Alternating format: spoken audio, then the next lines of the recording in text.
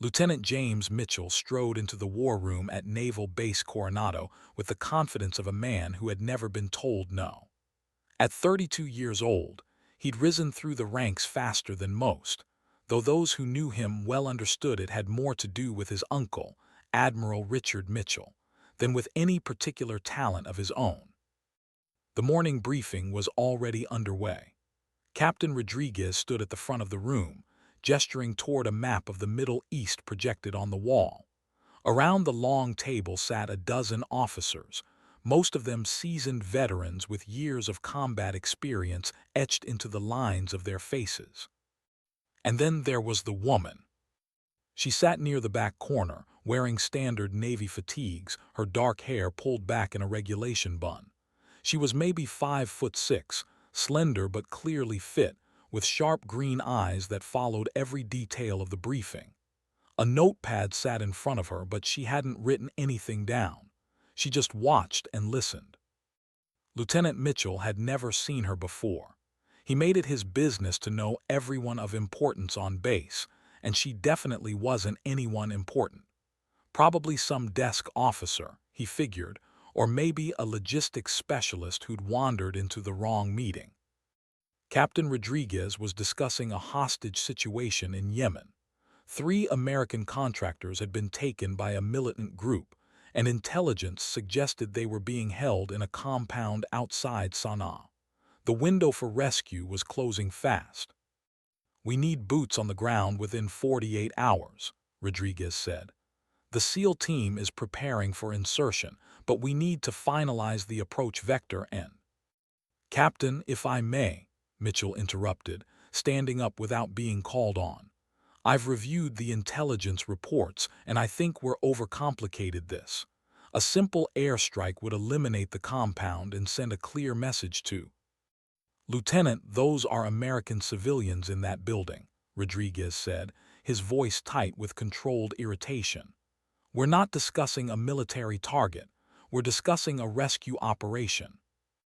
With all due respect, sir, the risk to our SEAL team seems excessive when we have other options available." A few of the officers shifted uncomfortably in their seats. This wasn't the first time Mitchell had spoken out of turn in a briefing, and it wouldn't be the last. "The decision has been made, Lieutenant," Rodriguez said firmly. "Now, as I was saying, the SEAL team will approach from—" "Actually, Captain, I have a question." The voice came from the back of the room. The woman had spoken for the first time. Her tone was respectful but clear, cutting through the tension like a knife. Mitchell turned to look at her, annoyed at the interruption. Who did this woman think she was? "Yes," Rodriguez said, clearly relieved to move past Mitchell's objection. "The satellite images show a secondary structure behind the main compound," she said. "It's not in any of the briefing materials, but it appears to have been constructed recently. Have we confirmed whether the hostages might be held there instead?" Rodriguez paused, then looked at his intelligence officer, Commander Phillips, who was frantically shuffling through papers. We hadn't identified that structure as significant," Phillips admitted. "We assumed it was a storage facility." "Assumptions get people killed, Commander," the woman said quietly. "If we're sending a team in, we need to know every possible location those hostages could be." Mitchell felt his jaw tighten. The way she spoke with that calm authority irritated him. She was nobody, just another woman playing soldier, probably hopping to make a name for herself by pointing out things that didn't matter. "And you are?" Mitchell asked, his tone dripping with condescension. She looked at him for the first time, those green eyes cool and steady. "Chief Petty Officer Sarah Chen." "Chen," Mitchell repeated, looking her up and down. "What's your specialty, Chief? Intelligence, communications?" "Special operations," she said simply. A few of the officers around the table exchanged glances. Mitchell missed them entirely, too focused on what he perceived as an upstart NCO trying to make him look bad. "Special operations," he said with a thin smile. "Right. And in your vast experience with special operations, you think you know better than the intelligence division." I think that building needs to be checked before we commit to an operational plan, Chen said, her voice still calm. That's all. That's all, Mitchell laughed. Captain, with all due respect, are we really going to delay a critical operation because a petty officer has a hunch about a storage shed? Chief Petty Officer, Rodriguez corrected. And yes, Lieutenant, we are. Commander Phillips, I want eyes on that secondary structure within the hour. Chen, good catch. Mitchell felt heat rise in his face. He'd been overruled, and worse, he'd been overruled in favor of this woman who probably spent her days filing paperwork. The briefing continued, but Mitchell barely heard the rest of it. He was too busy seething. When Rodriguez finally dismissed them, Mitchell was the first one out of his seat, heading straight for the door. He had almost made it when he heard footsteps behind him. Lieutenant Mitchell. He turned to find Chen standing there, her expression neutral. What? He snapped. I wanted to clarify something from the briefing, she said. The approach vector Rodriguez mentioned, you seemed concerned about the risk to the SEAL team. Were you thinking about the surface-to-air capabilities in that region? Mitchell stared at her. Was she seriously trying to have a tactical discussion with him? He was an officer. She was enlisted. The chain of command existed for a reason. I don't think you need to worry about things above your pay grade, Chief, he said coldly. Why don't you stick to whatever it is you actually do around here and let the officers handle the strategy? Something flickered in Chen's eyes, not anger exactly, but something harder, colder. Understood, sir, she said quietly and walked away. Mitchell watched her go, shaking his head. Another woman who thought she belonged in a man's world. The Navy had gotten too soft, in his opinion. Too worried about diversity and inclusion and not worried enough about actual combat readiness. He headed to his office, still fuming. His secretary, Petty Officer Davis, looked up as he entered. Sir, you have 3 messages from. Not now, Davis, Mitchell barked, slamming the door behind him. He sat at his desk and pulled up his computer, intending to draft a memo to Captain Rodriguez about the need for better meeting protocols. Instead, his phone buzzed. A text from his friend, Lieutenant Commander Hastings, who'd been in the briefing. Might want to check Chen's file before you dig yourself any deeper. Mitchell frowned. What was that supposed to mean? He pulled up the personnel database and searched for Sarah Chen. Chief Petty Officer, age 31, enlisted at 18. He scrolled through her service record, expecting to find the usual assignments, administrative work, maybe some time on a ship, the kind of career path that led to a quiet retirement. What he found instead made his blood run cold. Boot camp at Great Lakes, combat medic training, then nothing. For 3 years her record showed no duty station, no assignments, nothing, just a gap. Then she reappeared with a new designation, NSW. Naval Special Warfare. Mitchell's hands started to shake as he scrolled further. Training completed at Coronado. Multiple deployments to classified locations. Combat Action Ribbon. Bronze Star with Valor. Purple Heart. And then, buried in the commendations, a line that made his stomach drop. Graduated Bud S Class 297. First female to complete Navy SEAL training. Mitchell sat back in his chair, his face pale.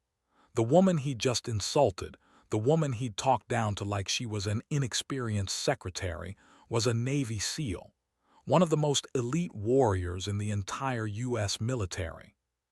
He'd made a mistake, a terrible career-ending mistake. And something told him it was too late to take it back. Part 2. Sarah Chen sat in the SEAL team's planning room, studying the updated satellite images that had come in an hour after the briefing. Commander Phillips had been right to rush the analysis. The secondary structure she'd spotted wasn't a storage facility at all. It was a reinforced bunker, recently constructed, with what looked like ventilation shafts and a generator system. That's where the hostages were. She'd bet her life on it. Good eye, Chen, said Senior Chief Marcus Webb. the team leader for the rescue operation. He was a bear of a man, 6'4" with shoulders that barely fit through standard doorways, but Sarah had learned years ago that his size was the least intimidating thing about him. It was his mind that made him dangerous, sharp, tactical, always 3 steps ahead. "Just doing my job," Sarah said. "Your job," Wub laughed. "Most people's job is to sit in briefings and nod. You actually pay attention, makes you a unicorn around here." The other members of the team filtered in, 8 men, all of them seasoned operators she'd trained with, deployed with, bled with. They greeted her with nods and casual insults, the language of brotherhood that transcended gender in the teams. "Heard you made Mitchell look like an idiot this morning," said Petty Officer Jake Torres, grinning. "Please tell me someone got it on video." "I wasn't trying to embarrass anyone," Sarah said. "I just pointed out something we'd missed." "Yeah, well, Mitchell doesn't see it that way," said Chief Anderson, the team's breacher. "Word is he's been asking questions about you all afternoon, trying to figure out who you are and why you were in that briefing." Sarah's jaw tightened. She'd hoped to avoid this. After becoming the first woman to complete SEAL training 3 years ago, she'd done everything possible to stay out of the spotlight. She didn't want to be a symbol or a poster child for diversity. She just wanted to do the job she'd trained for. But men like Mitchell made that impossible. Men who couldn't stand the idea that a woman might be better, stronger, or smarter than them. "Let him ask," Sarah said quietly. "It doesn't change the mission." Wub nodded approvingly. "Damn right it doesn't. Okay, people, listen up. We've got approval for the op. Insertion is tomorrow night, 2200 hours local time. Chun, since you spotted the bunker, you're on point for breach. Anderson, you're with her. Torres, you've got Overwatch." As Wub outlined the mission, Sarah felt the familiar calm settle over her. This was where she belonged, not in bureaucratic briefings or playing politics with insecure officers. Here, in the planning room with her team, preparing to risk everything to bring Americans home. This was what she'd sacrificed everything for. The next afternoon, Sarah was in the gym, running through her pre-mission routine. 5 miles on the treadmill, then weights, then an hour of hand-to-hand drills. Her body was a weapon, and like any weapon, it required maintenance. She was halfway through her 3rd mile when Lieutenant Mitchell walked in. The gym was nearly empty. Most people were at lunch. Mitchell spotted her immediately and walked straight toward her treadmill. Sarah didn't slow down, didn't acknowledge him, just kept running. "Chief Chun," Mitchell said, standing uncomfortably close to the machine. "I'd like a word." Sarah glanced at her watch. Still 2 miles to go, but she recognized a superior officer giving an order, even when it was phrased politely. She slowed the treadmill to a stop and grabbed her towel. "Sorry." Up close, Mitchell looked worse than he had yesterday. His eyes were bloodshot, and there was a nervous energy about him that reminded Sarah of green soldiers before their first firefight. "I wanted to," he paused, then started again. "I reviewed your service record. I didn't realize who you were yesterday, in the briefing." Sarah waited. She'd learned long ago that silence was often the best response. "I may have spoken inappropriately," Mitchell continued. "About your qualifications, I want you to know that I have the utmost respect for what you've accomplished." The words sounded rehearsed, like he'd practiced them in the mirror. Sarah could see what this was, damage control. He'd realized who she was, and now he was terrified she'd file a complaint or, worse, that his dismissive attitude would get back to Captain Rodriguez or his uncle the Admiral. "Apology accepted, sir," Sarah said, even though he hadn't actually apologized. "If that's all." "Actually, there's something else." Mitchell glanced around, making sure they were alone. "This mission you're running tomorrow, the hostage rescue, I've been thinking about it and I'm not sure the approach is sound. I'd like to propose some modifications to the plan." Sarah felt a cold knot form in her stomach. "Sir, The operational plan has been approved by Captain Rodriguez and the SOCOM commander. Any changes would need to go through proper channels. I understand that, but as a senior officer, I have a responsibility to ensure our people aren't put at unnecessary risk. I'm thinking we should approach from the north instead of the east, and we should have air support on standby in case. Lieutenant, Sarah interrupted, her voice calm but firm. With all due respect, SEAL team operations are planned by SEAL team operators. We've studied the terrain, the enemy positions, the weather patterns.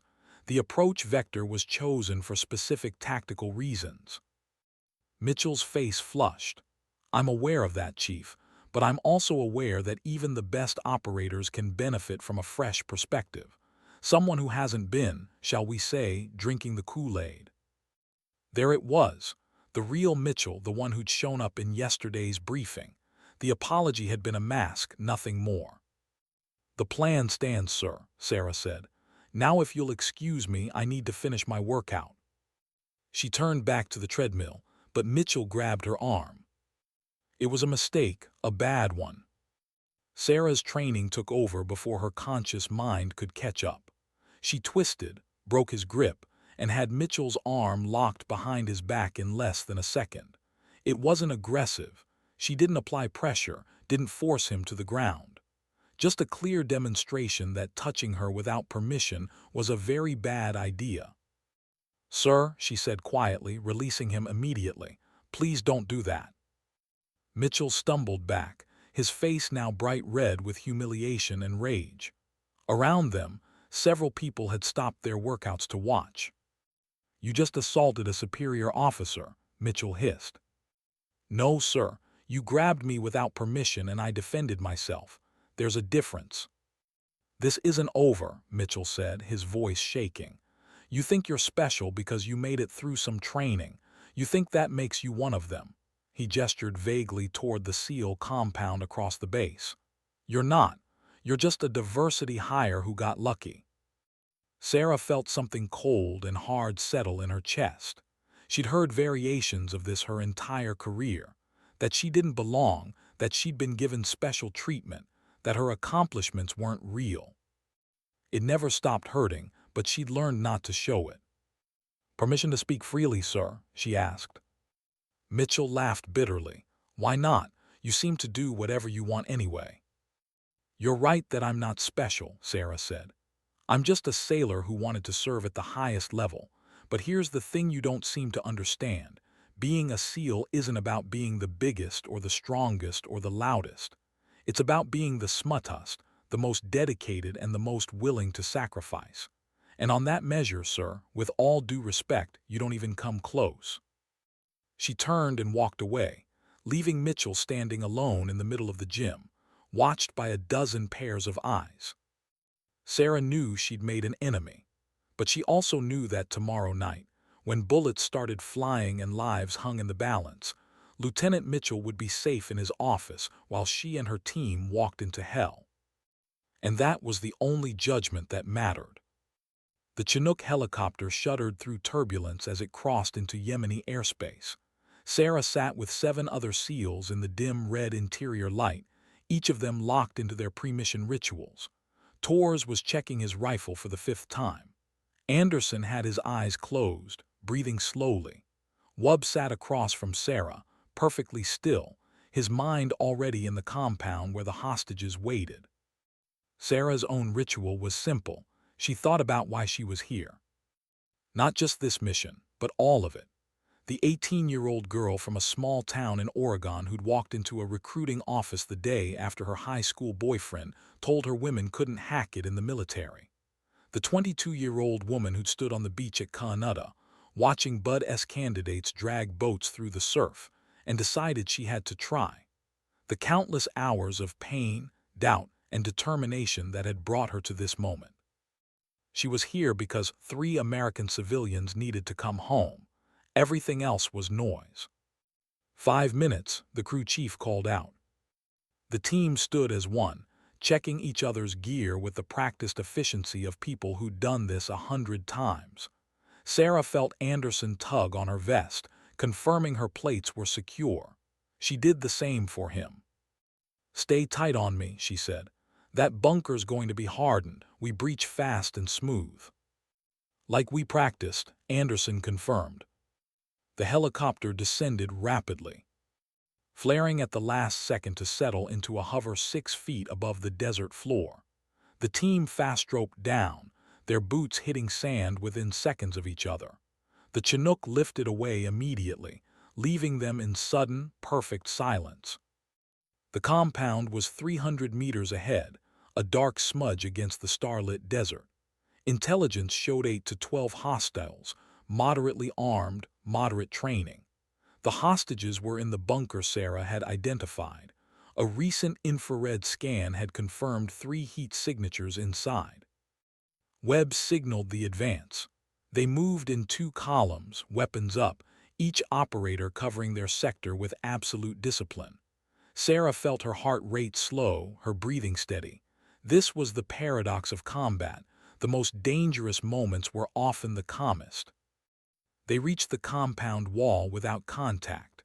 Anderson set the breaching charge while Sarah and Torres covered. The explosion was small, controlled, blowing a hole just large enough for single-file entry. Then everything went sideways. The compound erupted with gunfire. Not 8 to 12 hostiles, more like 30. The intelligence had been catastrophically wrong. "Contact front," Webb shouted, returning fire. Sarah dove through the breach, rolling to cover behind a stone wall as bullets chipped the ground where she'd just been. The courtyard was a kill zone, lit by muzzle flashes from 3 different positions. This wasn't a holding facility. It was a trap. "Chen, Anderson, the bunker," Webb ordered. "We'll suppress." Sarah didn't hesitate. She sprinted across the courtyard, Anderson beside her as the rest of the team laid down covering fire. Bullets snapped past her head. Something tugged at her sleeve, a near miss. She kept running. The bunker entrance was a steel door set into concrete. Anderson attached a shaped charge while Sarah covered the approach. 3 hostiles appeared from around a corner. Sarah dropped all 3 with controlled bursts. The charge detonated. The door blew inward. Sarah went through first, her rifle up, scanning the darkness. Her night vision revealed a narrow corridor, then a larger room.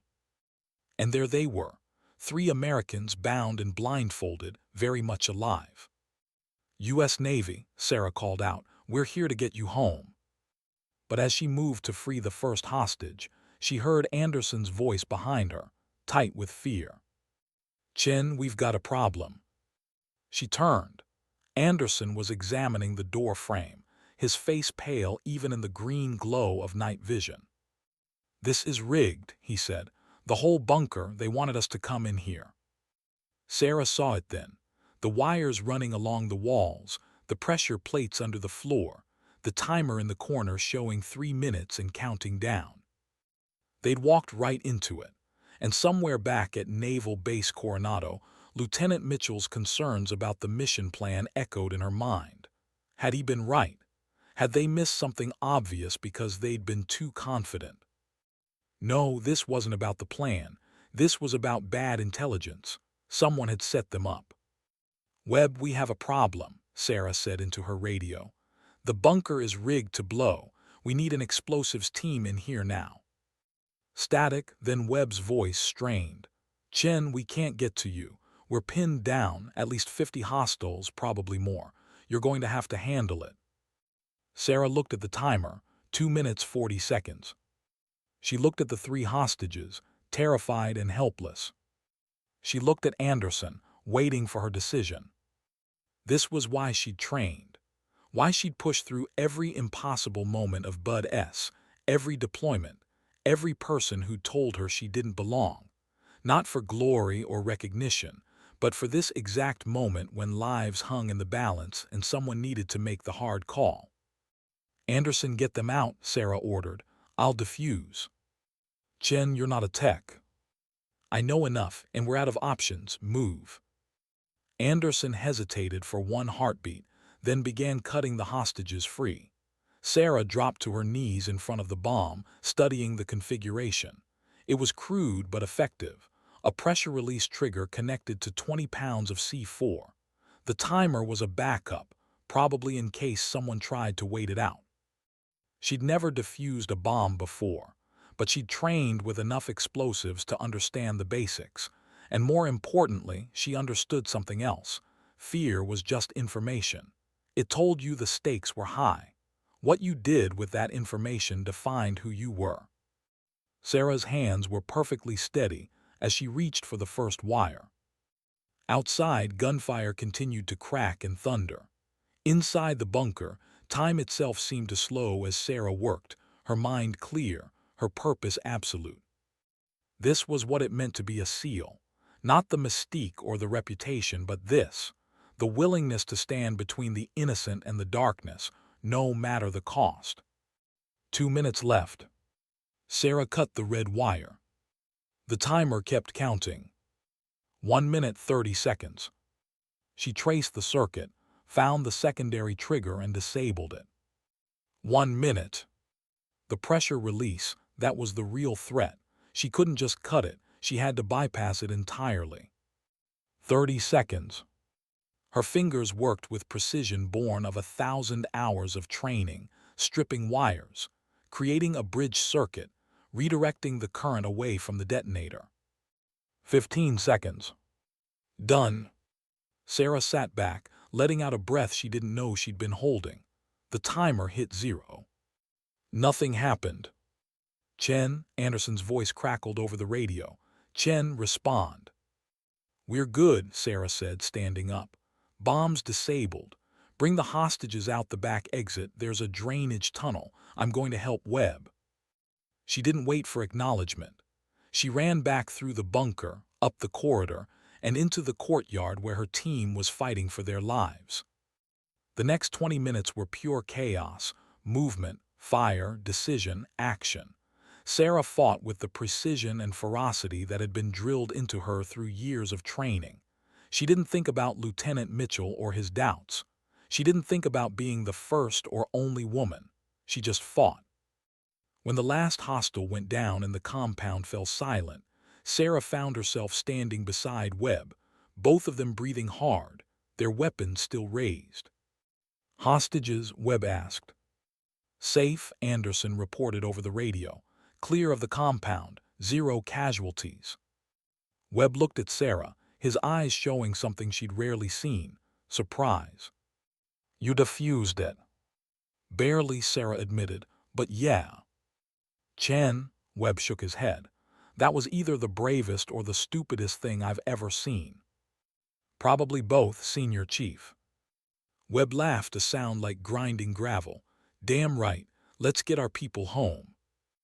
As they moved to link up with Anderson and the hostages, Sarah allowed herself one moment to think about what waited back at Coronado. Lieutenant Mitchell would hear about this mission, about the bad intelligence, about the trap, about how his concerns had nearly derailed a rescue that saved 3 lives. But more than that, he'd hear about what happened in the bunker, about how a woman he dismissed as unqualified had walked into a room, rigged to explode, and walked back out with 3 Americans who would see their families again. Sarah wondered if he'd understand what that meant. The debriefing room at Naval Base Coronado was packed. Captain Rodriguez sat at the head of the table, flanked by Commander Phillips and 2 officers Sarah didn't recognize, probably from naval intelligence. Senior Chief Webb stood at the front, walking through the mission timeline on a digital display. Sarah sat with the rest of her team, still exhausted from the 30-hour journey back from Yemen. They'd been given 6 hours to sleep, shower, and eat before being summoned to explain how a routine hostage rescue had turned into a major firefight that left 42 enemy combatants dead. "The intelligence was wrong from the beginning," Webb was saying. "We were told 8 to 12 hostiles. We encountered at least 50. The compound wasn't a holding facility. It was a fortified position with prepared defenses and a sophisticated trap designed specifically to kill American operators." "How did they know we were coming?" Rodriguez asked. That's the question, sir, Webb replied grimly. Either we have a leak, or they've been monitoring our communications. Either way, someone knew that we'd identified that bunker and that we'd prioritize a rescue attempt. One of the intelligence officers leaned forward. Chief Chen, you identified the bunker structure in the initial briefing. What made you suspicious of it? Sarah straightened in her chair. The construction was recent, sir. You could see fresh excavation in the satellite images, and the materials used, concrete and steel, were inconsistent with the other structures in the compound. It stood out. And during the mission, you made the decision to enter the bunker alone to defuse an explosive device. Walk me through that. Sarah did, keeping her voice level and professional.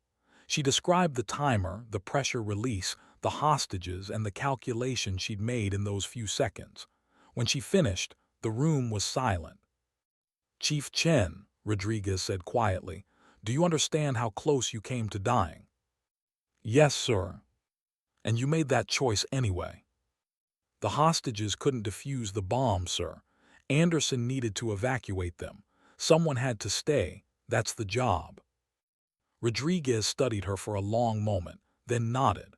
That kind of decision-making under pressure is exactly why the SEAL teams exist.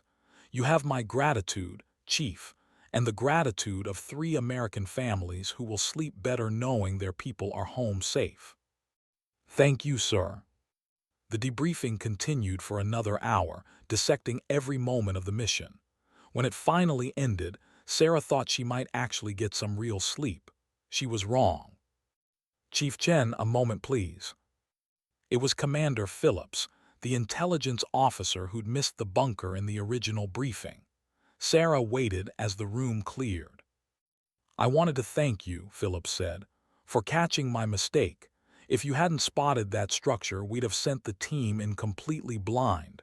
The casualties would have been. He didn't finish the sentence. Just doing my job, Commander. It's more than that. And I want you to know we're investigating how the intelligence got so corrupted. Someone either fed us bad information or failed to update critical data. Either way, heads are going to roll. Sarah nodded, then hesitated. Commander, can I ask you something? Of course. In the initial briefing, before the mission, Lieutenant Mitchell raised concerns about the operational approach. Were those concerns part of the formal record? Phillips frowned. Mitchell?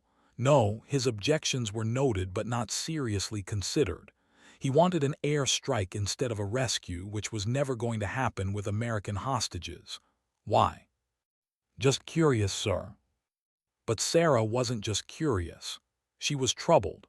Because in the gym, Mitchell had mentioned concerns about the approach vector and air support, specific tactical issues, not just his original suggestion to bomb the compound, which meant he'd been thinking about the mission, analyzing it, maybe even reviewing the intelligence. Had he found something they'd missed, or was he just second-guessing from the safety of his office? Sarah left the debriefing room and headed for the SEAL team's compound.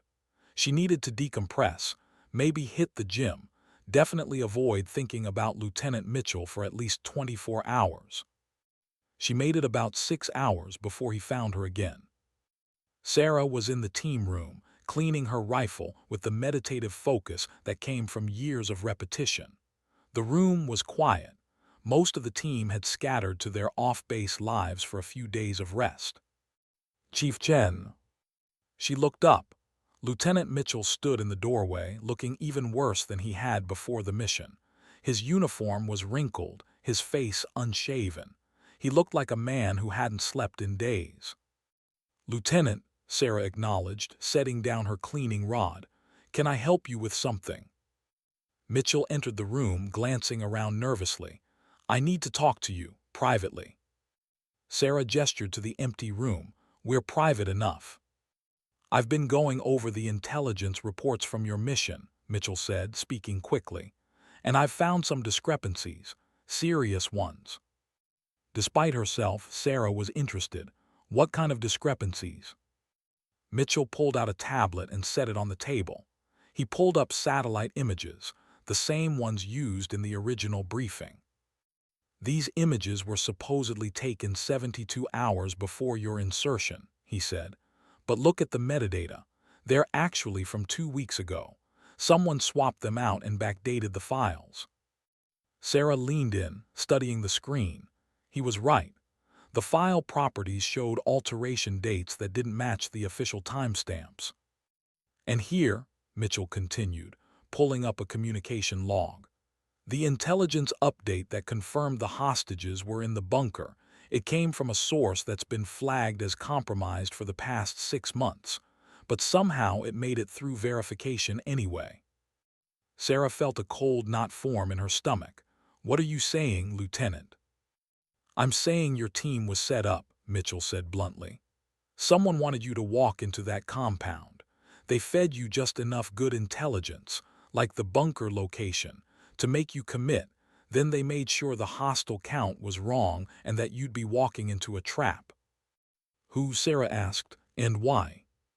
I don't know, Mitchell admitted, but I think it goes high up, maybe all the way to. He stopped, shaking his head. I can't prove anything yet, but I'm working on it. Sarah studied him carefully. The man standing in front of her was different from the arrogant officer she'd met in the war room. This Mitchell was frightened, yes, but also determined, focused. Why are you telling me this? She asked.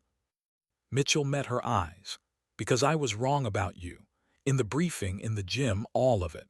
I looked at you and saw what I wanted to see, someone who didn't belong, someone I could dismiss. I didn't see a warrior.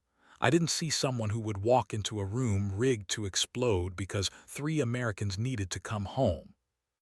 He paused, seeming to struggle with the next words. My whole life I've gotten by on my name and my connections. My uncle's an admiral, so doors opened for me that stayed closed for better officers. I never had to prove myself because I never had to. And when I saw you, someone who'd earned everything the hard way, it made me uncomfortable. So I lashed out. I appreciate the honesty, Sarah said carefully, but that doesn't explain why you're investigating this. Because 3 years ago my cousin was killed in Afghanistan, Mitchell said quietly. He was a Marine, a staff sergeant, one of the best. He died because someone fed his unit bad intelligence. They walked into an ambush and he didn't make it out. Mitchell's hands were shaking. I couldn't help him. I was too junior, too far away, too useless. But I can help find out who tried to kill you and your team. And maybe, if I do that, it makes up for some of the time I've wasted being a mediocre officer coasting on someone else's reputation. Sarah was quiet for a long moment. She'd spent the past few days hating Mitchell, dismissing him as just another insecure man threatened by women in the military. But pain was pain, and loss was loss, and the man in front of her was clearly carrying both. What do you need from me? She asked. Mitchell looked surprised. You'll help. If someone tried to kill my team, I want to know who and why. So yes, I'll help. But Lieutenant, if we're going down this road, we do it by the book. No cowboy nonsense, no conspiracy theories without evidence. We build a case that can stand up to scrutiny. Agreed, Mitchell said. He extended his hand. Sarah shook it. His grip was firm, respectful, the grip of an equal. One more thing, Sarah said. If it turns out you're wrong, if this is all just coincidence and bad luck, you drop it. No harm, no foul. Can you live with that? I can, Mitchell said. But I'm not wrong. Someone tried to kill your team, Chief Chen, and we're going to find out who. As Mitchell left, Sarah turned back to her rifle. But she didn't resume cleaning it. Instead, she stared at the tablet he'd left behind, at the doctored intelligence reports and suspicious communications logs. If Mitchell was right, then the mission in Yemen hadn't just been a success. It had been a miracle. And somewhere, someone was very unhappy that she and her team had survived. Sarah had spent her entire career proving she belonged. Now, it seemed, someone had decided she didn't belong alive. That, she thought grimly, was a mistake they were going to regret. 2 weeks after the Yemen mission, Sarah sat in a conference room with Lieutenant Mitchell, Captain Rodriguez, and two Naval Criminal Investigative Service agents. Between them on the table was a stack of evidence that Mitchell had methodically compiled: doctored intelligence reports, suspicious communications, financial records showing unusual payments to low-level intelligence analysts.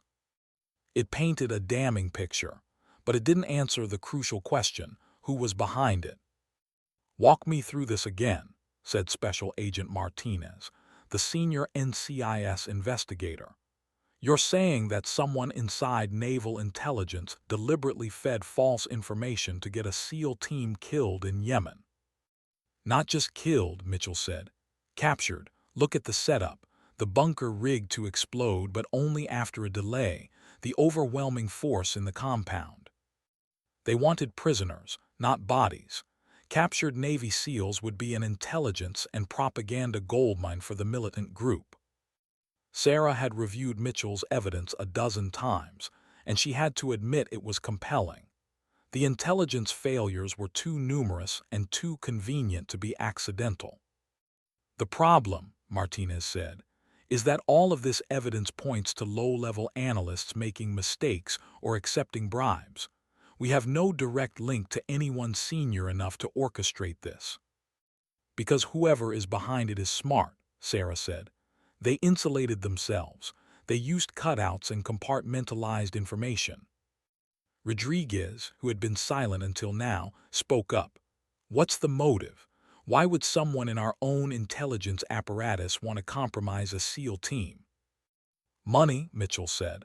"The Yemeni militant group has been trying to get their hands on American special operators for years. They'd pay millions for even one SEAL. If they got an entire team—" He didn't finish the sentence. "Or revenge," Sarah added. "Someone with a grudge against naval special warfare, or against women in the SEALs specifically." The room went quiet. Martinez exchanged a glance with his partner. "You think this was targeted at you specifically?" Martinez asked. "I don't know," Sarah admitted.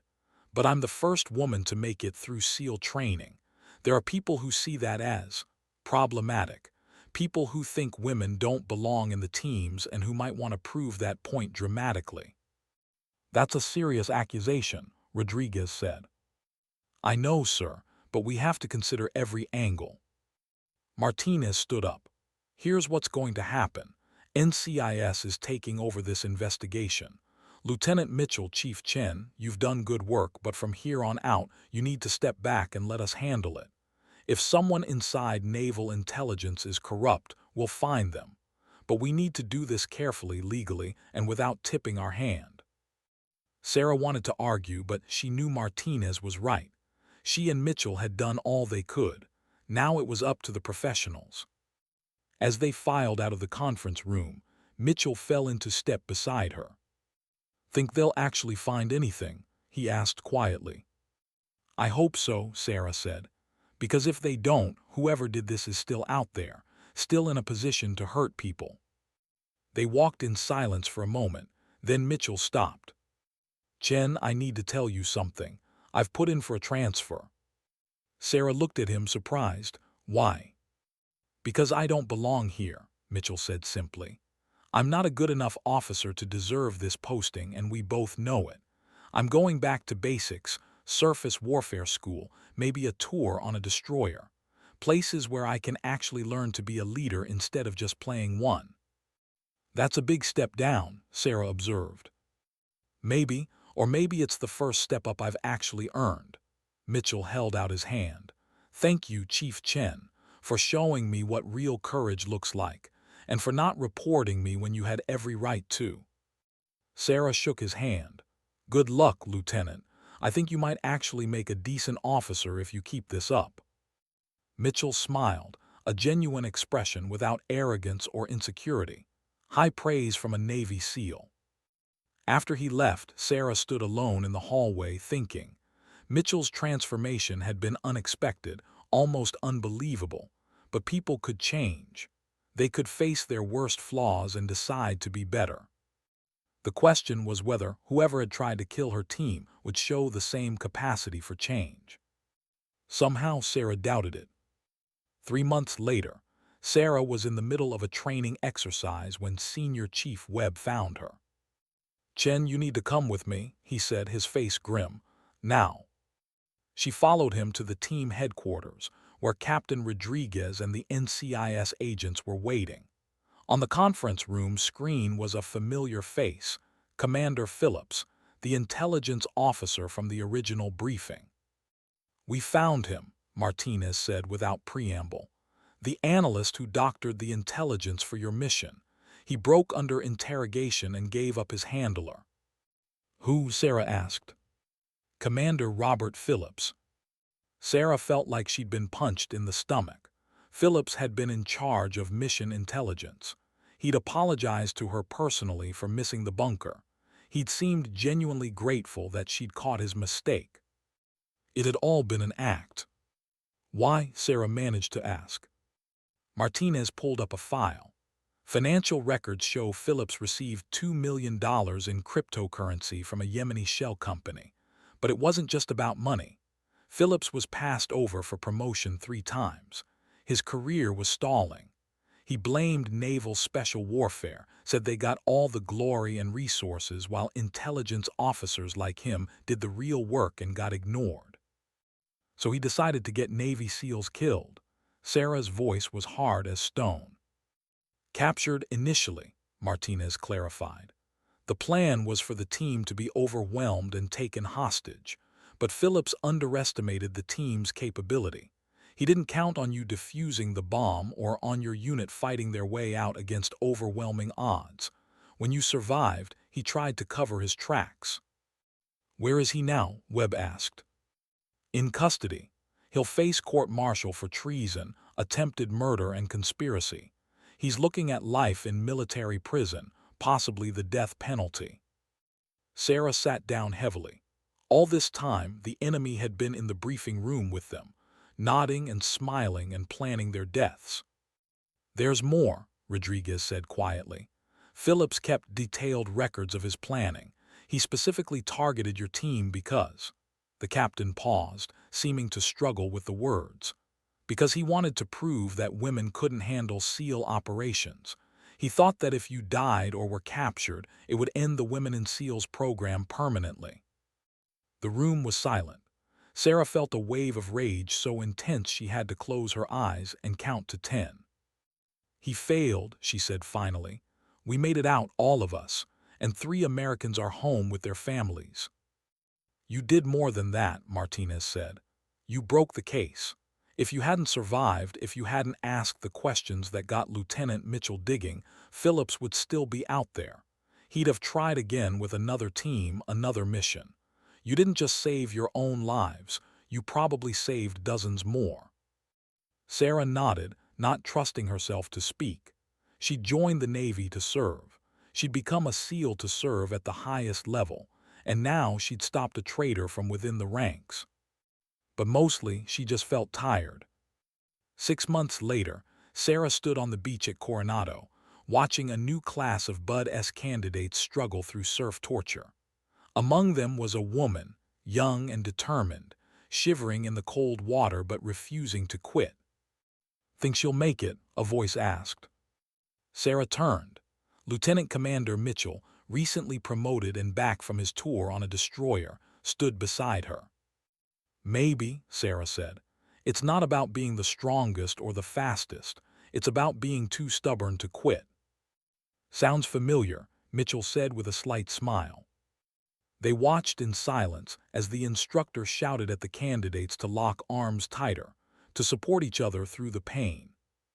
"I heard Phillips got life without parole," Mitchell said.